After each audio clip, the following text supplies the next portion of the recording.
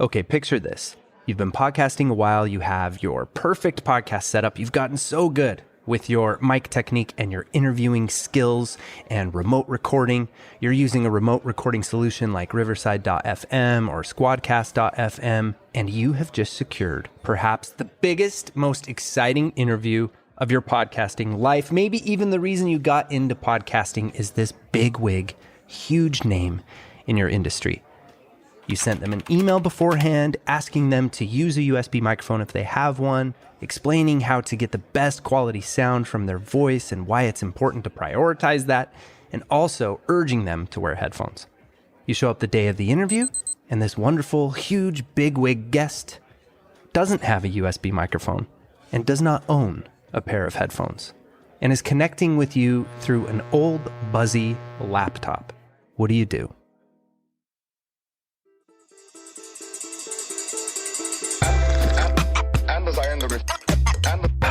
Soldier and poet. Yes, tell this to all the world. Hey, welcome to the Pod Sound School podcast. I'm Studio Steve, your go-to audio guy and the creative director of the Pod Sound School. This podcast is all about the lifestyle and the struggles of podcasters. It's our goal through conversations and tackling big podcasting and content creation topics to help you turn up that gain knob on your podcast and on your content. So let's get to the episode.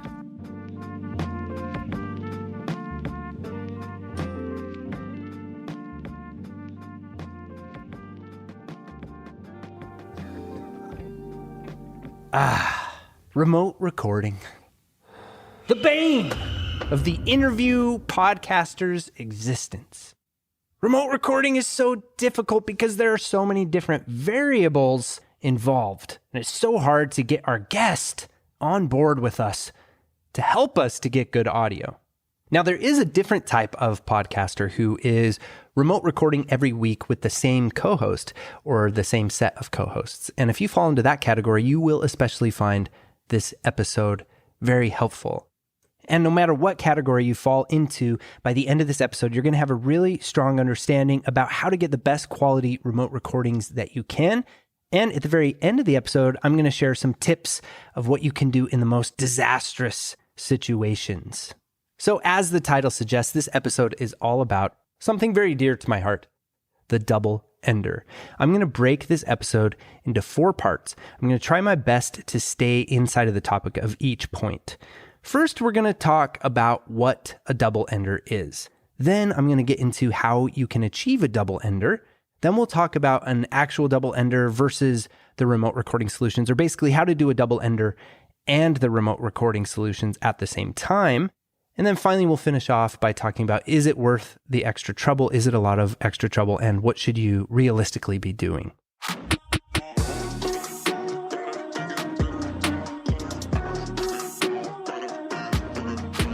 So number 1, what is a double ender? So a double ender is something that has been around long before even the internet. It also was referred to as a phone sync. And really what it is it's where the host of an interview records themselves locally at their location, and then the guest records themselves locally at their location on high quality recording equipment. And then the guest sends that recording to the host, and the host or the host's sound editor syncs that together. So that is actually the very concept that inspired these remote recording solutions like Squadcast and Riverside.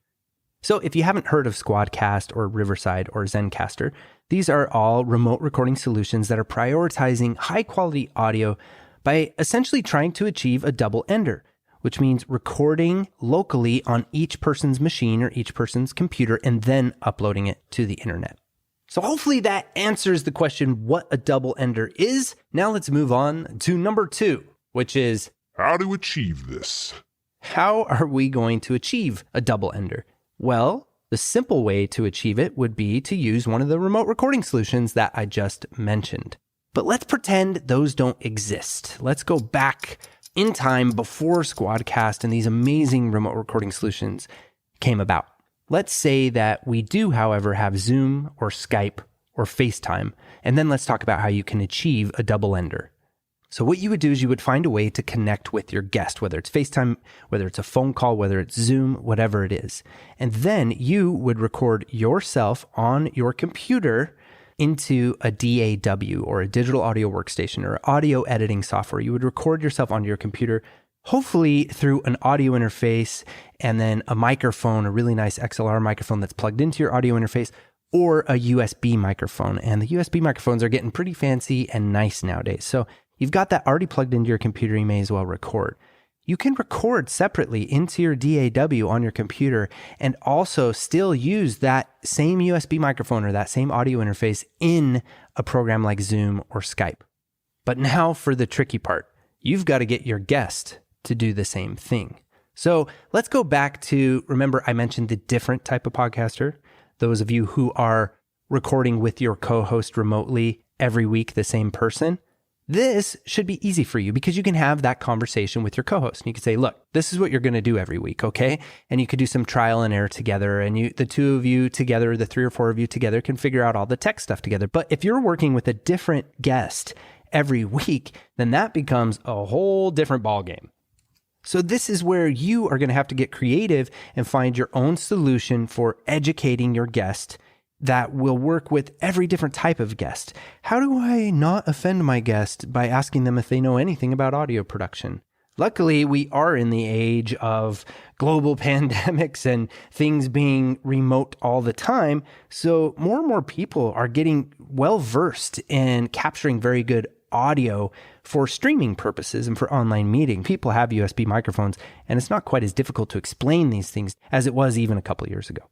And then finally, the last big pickle that you run into with your guest is getting them to effectively save this file that they've recorded and then somehow email you the file or give you the file in a Google Drive or a Dropbox. So that's a lot of stuff to educate the guest on. It's a lot to ask them to do. And since you physically actually aren't there in their location to help them, there's a lot that could go wrong. So this is where the remote recording solutions come in so handy, and they really are a must for remote recording podcasters because they work as a fail-safe, and they also take a lot of that stress off of your guest. Your guest can simply log in like they do to a Zoom meeting. They just show up, plug in a microphone into their computer, and that's about all you have to work with them on. These remote recording solutions also, by the way, both Squadcast and Riverside.fm, both of which I'll leave the link in this episode's description if you want to find out more information. They allow you to see the input and output device of your guest.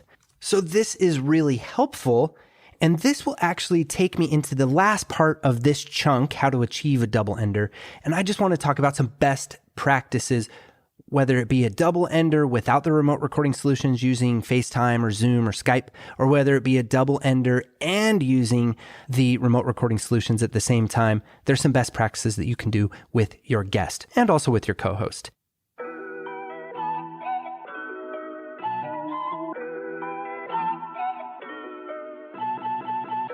And these are the best practices. There's 3 of them, so they're easy to remember. But I want you also to write them down. So I'm going to speak a little bit slower because I know I speak kind of erratically a lot. Step number 1 is a mic check. So you connect with your guest and you say, hey, I want to make sure that we sound our best. So I always start off before we do anything else and check that we have everything set up right. You can use those remote recording solutions, like I said, to check their input and output. Do they have their USB mic selected, or are they still using the damned MacBook internal microphone, even though they have the USB plugged into their computer? How's their mic technique? Are they close enough to their mic? All of those things can be discussed at this point during step 1. Okay.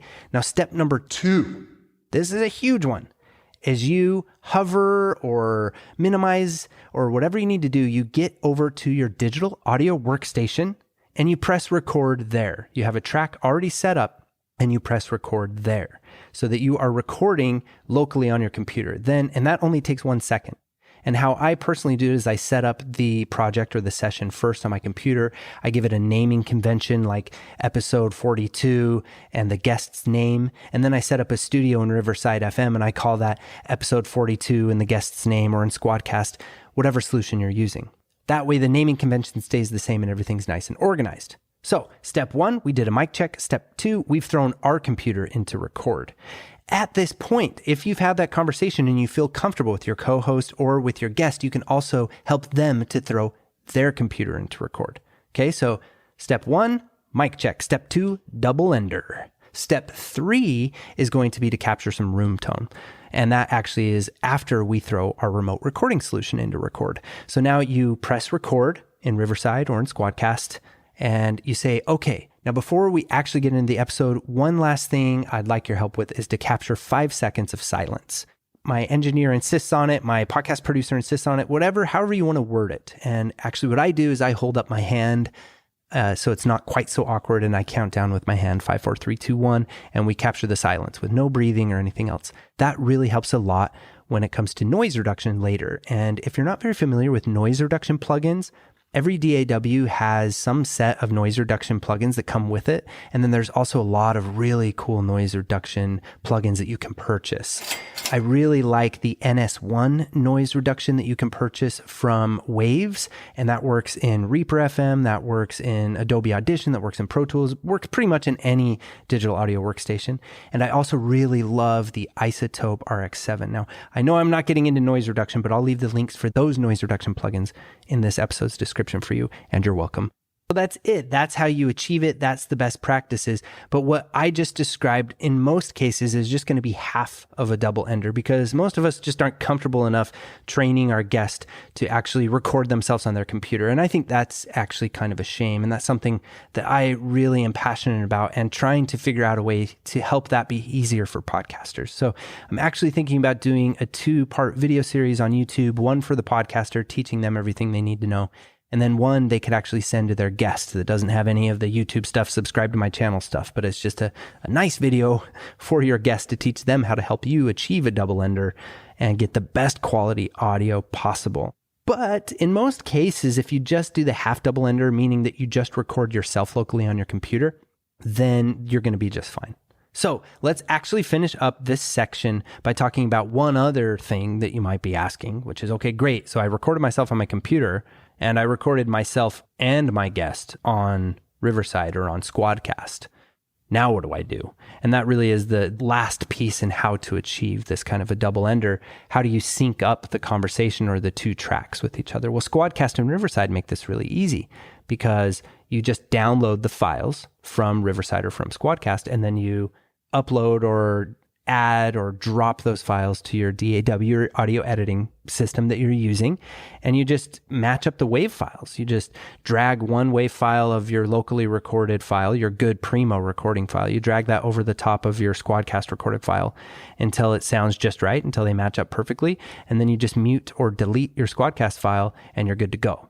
And now it's your high quality, never touch the internet audio mixed with the Squadcast audio of your guest. And that's what a lot of our clients do. That's what I really think most people ought to do. If you're not at least doing that, recording yourself locally and replacing your internet recorded voice with your locally recorded voice, you're really just being lazy, because it doesn't take that much extra time. And I also know that a lot of podcasters are also recording their admin pieces. So what I mean by that, for example, is a podcaster will finish their interview with their guest, and then as part of their workflow, what they like to do is they like to record the intro for the interview and then add that later at the first of the interview as part of the episode, right? Because the interview's fresh in their mind, and as they were in the interview, they took a few notes about some takeaways and what they really got into. So then they let the guest go, the guest hangs up, and while they're in their remote recording solution, they press record there again and just record their intro in there. And I'm thinking to myself, why? Why would you do that? Because you already have your audio interface or your USB microphone plugged in your computer. So why would you send your audio to the internet where there's all sorts of, progressive uploading and audio compression and internet artifacts and, and all the issues that come with just your internet connection and your bandwidth and all that? Don't even bother with that stuff. Record that stuff directly into your computer, please.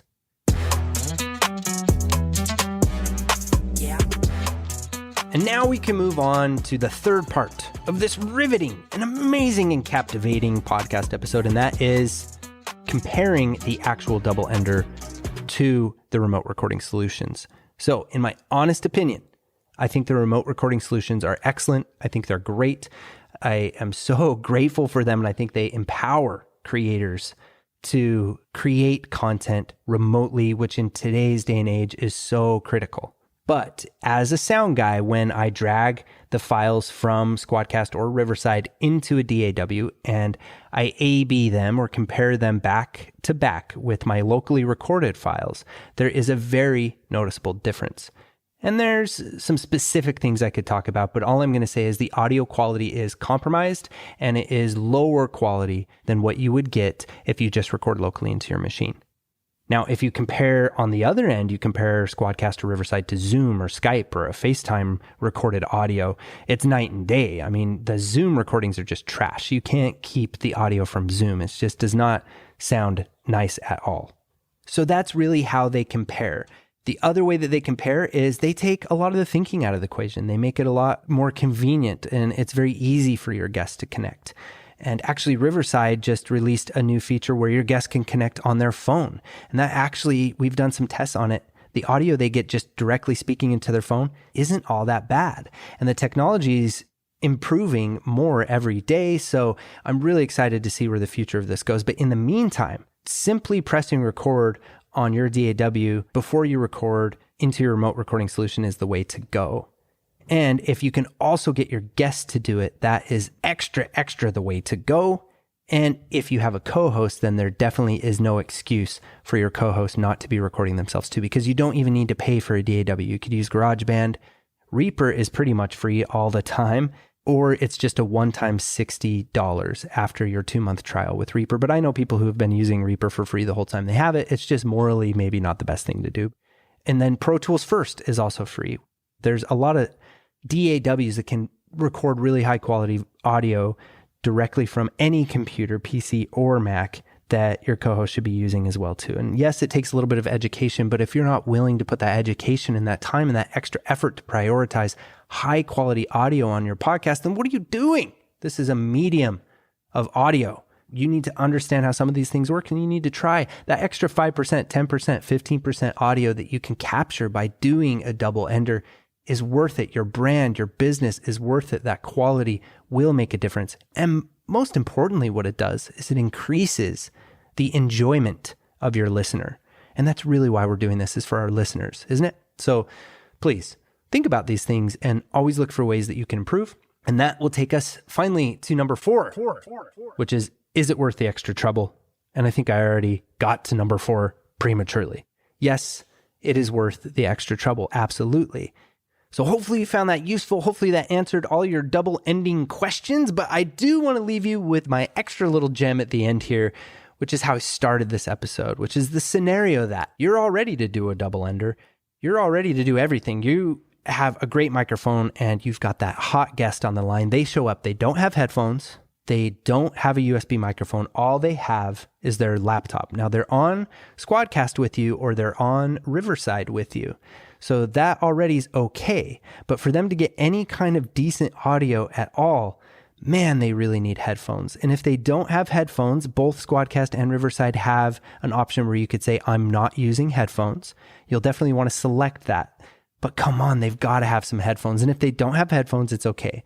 But what I would do in that case is I would actually ask them to record themselves on their phone. And I would say, hey, I know it might be a little uncomfortable, but would you mind activating and pressing record on the voice memos app on your phone and just holding the phone kind of close to your mouth? It's crazy how much better audio quality you'll get recording into your phone directly, not over the internet, but actually just directly into the voice memos app or any of the audio recording apps that come with our phones, both Samsung and iOS phones.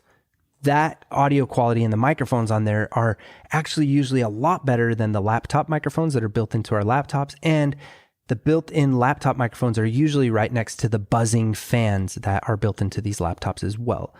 So I know it's a little uncomfortable, even if they were to just put that phone down on the desk somewhere or up on a shelf, or if they could just hold it kind of next to their head like they're talking on a phone, and then email you that file after the fact, that could be a huge lifesaver. So that's one thing you can have in your back pocket if shit completely hits the fan with everything else and they come totally unprepared and they don't at least have a pair of headphones. Now, they don't have a USB microphone, and that happens to us all the time, and it sucks. And that's why I really do think it's worth it for you to look at, can I afford a few $100s to purchase a few different USB headsets or USB microphones like the Samson Q2U or something that I could send to my guests beforehand and actually schedule my episodes beforehand and send them a microphone. It will make them feel really special. I'll give them a thank you card while I'm at it. And then I will also send a return envelope. And I will just, I might have to pester them a little bit to drop that return envelope in the mail. And that's why I have 2 or 3 different microphones. So all of my guests always have a nice microphone to use. That is an extra step that you can take to really ensure that your podcast always sounds good, because it's really going to suck to have this guest that you love that is giving you their time speak to you and to your podcast listeners through the internal microphone in their laptop. That's a bummer. And so even if they did have headphones, I would still recommend asking, hey, could you record yourself onto your phone and then email me the file afterwards? Or or upload it to your Dropbox or upload it to your Google Drive and share the link with me. And most people are actually willing to do that. I'll sit here with you and walk you through it. While you have them on the line, could you just email, oh, I got it, and make sure that you get the file from them so you don't have to do a lot more back and forth. And then what's cool, because you are using the remote recording solution, is you have a fail-safe. And then the last tip I will say on that is it's never a bad idea to consider doing something different with the episode and getting a little more NPR with it and paraphrasing a little bit. So you have this huge guest on, maybe you could just have them talk a little bit, but you actually go through the episode after the fact and put a lot of work into it and organize it and chop it, cut it and paste it and paraphrase for them like you hear on NPR shows, which is, and then he went on to talk about this. Or you dip their audio down and you sort of start talking over the top of them. That actually makes for a much better listening experience for your listeners. It's a way that you can salvage and save crap recordings. And that's also the big reason to be with something like Squadcast or Riverside FM. And remember, you can find those links right where you're listening to this episode. And that's it. Did you find it useful? Are you overwhelmed? Did any of this make sense? Let me know. Hit me up on Twitter @PodSoundSchool. I do my best to reply to any DMs there. Also, you can find Veronica on Instagram. She's active there with her DMs. We sort of split that up. Let me know if you like this, if you think it would be helpful for you, for me to make a video that you could send to your guests about a double ender and them, how to prepare best for this interview. Please let me know. Let's talk about it. We love to collaborate with our podskis, and I would absolutely love to make that video. So come hit me up. Let's talk about how we can help your show grow and help overcome the bane of all of our remote recording existences. And that is, how do we get our guest and our co-host to sound as good as we sound? All right. And until next time, my pod-alicious, pod-doggy, indelible, sweet perfection of a person. Thank you for listening and happy casting.